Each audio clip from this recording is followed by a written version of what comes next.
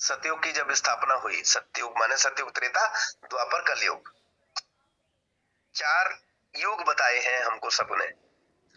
तो सतयुग में ऐसे बताते हैं कि राक्षस और देवता ये 2 तरीके के लोग थे। तो सतयुग में राक्षस अलग किसी तल पे किसी लोक में रहते थे और देवता लोग किसी अलग लोक में रहते थे। साथ साथ नहीं रहते थे ये लोग, मतलब अलग अलग लोक में रहते थे। लोग यानी अतल वितल सुतल तरातल धरातल रसातल, बहुत सारे लोक होते हैं, है ना। तो कोई पाताल लोक के अंदर रहते थे, कोई धरती लोक के अंदर रहते थे, कोई अतल पे रहते थे, कोई वितल पे रहते थे। तो अलग अलग लोक में रहते थे सतयुग में। त्रेता में क्या हुआ, राम जी और रावण ये एक ही लोक में रहते थे, धरती लोक पे ही रहते थे। सतयुग में एक लोक में नहीं रहते थे, एक लोक में देवता रह गए, दूसरे लोक में नीचे कहीं पाताल लोक में जाके, माने ऐसे सतयुग में अलग अलग लोक में रहते थे।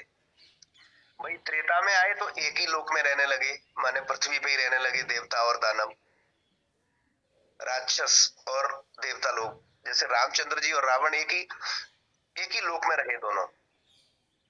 फिर सतयुग के बाद त्रेता आया, त्रेता के बाद द्वापर आया। द्वापर के बाद क्या हुआ, एक ही लोक में नहीं, एक ही खानदान के अंदर रहने लगे। द्वापर में राक्षस और देवता एक ही खानदान के अंदर रहने लगे। कौन कौन, कौरव और पांडव।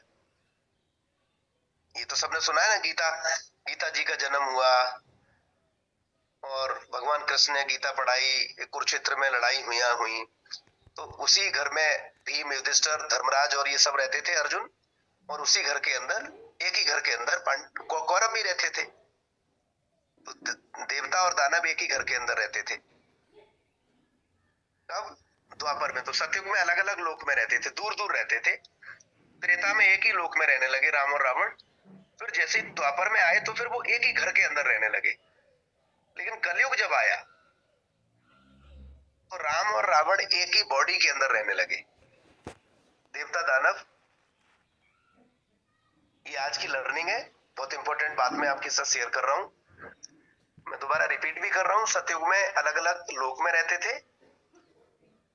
त्रेता में फिर वो एक ही लोक में रहने लगे, अलग अलग जगह पे रहते थे। द्वापर के अंदर देवता और दानव, अच्छे और बुरे लोग एक ही घर के अंदर रहने लगे। लेकिन कलयुग में रावण और राम बोले एक ही बॉडी के अंदर रहूंगा भाई, दोनों आदमी। अब वो 10 खोपड़ी लगा के रावण नहीं रहेगा कहीं भी, एक ही बॉडी के अंदर। तभी आप देखोगे कि हमारा ही बिहेवियर कभी कभी रावण जैसा या दानव जैसा हो जाता है। जैसे बहुत सारे बिहेवियर हमारे हमारे आपके हुए हैं सभी के जीवन में, कभी न कभी। कोई बुरा मानने की भी बात नहीं है, और जिसके नहीं हुए हैं वो कोई, जिसने नहीं करा है तो वो बहुत नक्शेबाजी भी नहीं दिखाए कि मेरा नहीं हुआ है। एक ही बॉडी के अंदर रह रहा है दानव। तो कई बार हमारा वो दानव निकलता है, कई बार हमारा मानव निकलता है।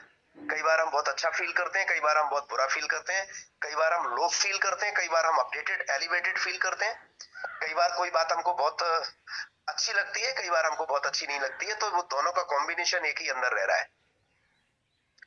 तो अभी हमें अपने राम को बहुत मजबूत करना है, हमें अपने देवी गुण को बहुत मजबूत करना है, और अपनी राक्षसी प्रवृत्ति को अगर बहुत नीचे लाना है तो एक ही तरीका है, बहुत अच्छा तरीका मैं आपको बता रहा हूँ। खूब हाइड्रेटेड रखें अपने आप को, खूब माने पानी पिए, थोड़ा एक्सरसाइज करें, सुबह की इस मीटिंग में आते रहे, अपने अपलाइन के कनेक्शन में बने रहे,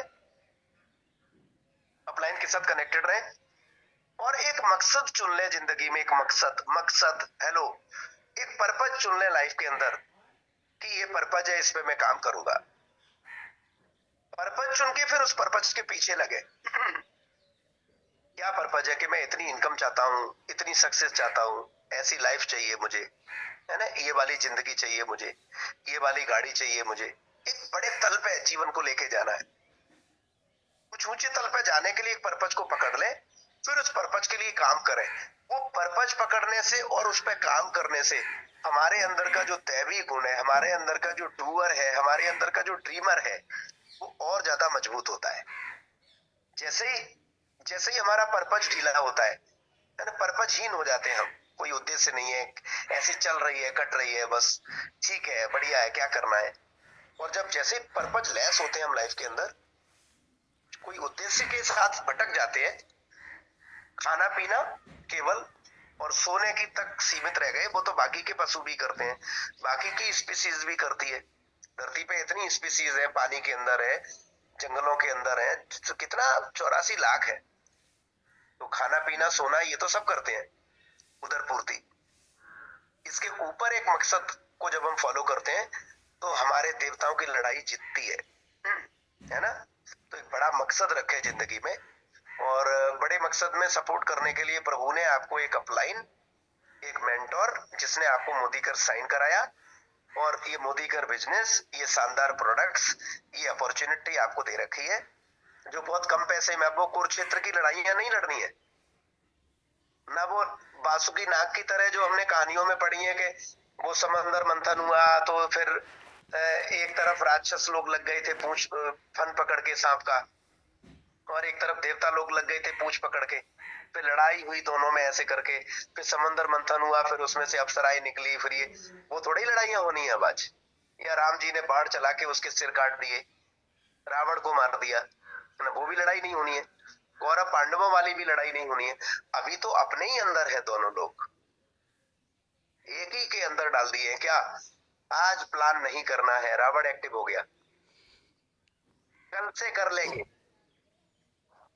कल से कर लेंगे, कल से कर लेंगे, अभी क्या फर्क पड़ता है, अभी तो कोई बात नहीं है।